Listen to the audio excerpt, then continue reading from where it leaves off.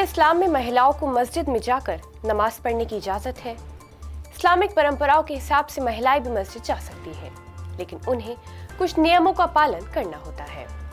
लेकिन मस्जिद में महिलाओं के जाने की इजाजत को लेकर एक और मामला सुप्रीम कोर्ट में सुना जा रहा है। जब पहले से इजाजत है तो ये मुकदमा क्यों? आखिर क्या है ये मामला, जानेंगे इस वीडियो में। आदाब, मैं हूँ आपके साथ अमीना माजिद और आप देख रहे हैं आवाज वॉइस। सुप्रीम कोर्ट ने अनुच्छेद 25 धार्मिक आजादी और अनुच्छेद 26 आंतरिक धार्मिक प्रबंधन के पर्सपेक्टिव में 7 सवालों पर अहम सुनवाई चल रही है। ये मुद्दा केरल के सबरीमाला मंदिर में महिलाओं के प्रवेश के मुद्दे पर हो रही सुनवाई में सामने आया है। वहीं मस्जिद में महिलाओं के प्रवेश से जुड़ी एक याचिका यास्मीन जुबैर पीरजादा की तरफ से दाखिल की गई है। इसमें मस्जिद में महिलाओं को पहली लाइन में नमाज अदा करने के अलावा कई मांगे की गई हैं।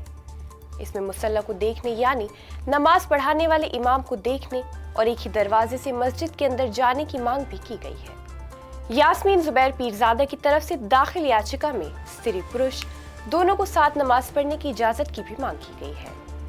याचिकाकर्ता ने मांग की है कि जिस तरह पुरुष मस्जिद में नमाज पढ़ते हैं उसी तरह की आजादी महिलाओं को भी होनी चाहिए।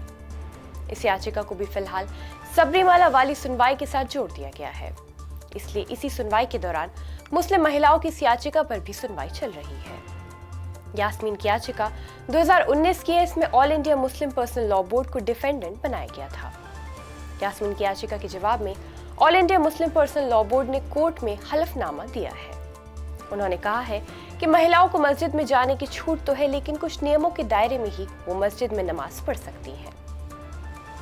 सबरीमाला मामले में सुनवाई के दौरान कोर्ट ने 7 सवाल तैयार किए हैं। इन्हीं के दायरे में इन सब याचिकाओं पर सुनवाई हो रही है, जिसमें पहला सवाल ये है कि अनुच्छेद 25 के तहत धार्मिक स्वतंत्रता की सीमा क्या है?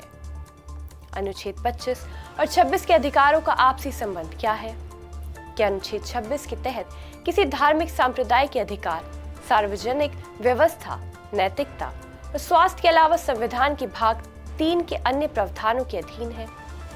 नैतिकता शब्द का दायरा और सीमा क्या है और क्या इसमें संवैधानिक नैतिकता शामिल है?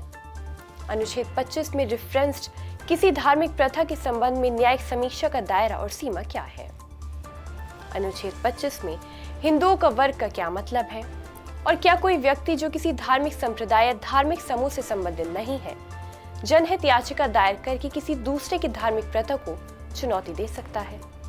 इन्हीं सब सवालों के जवाब के लिए सुनवाई जारी है।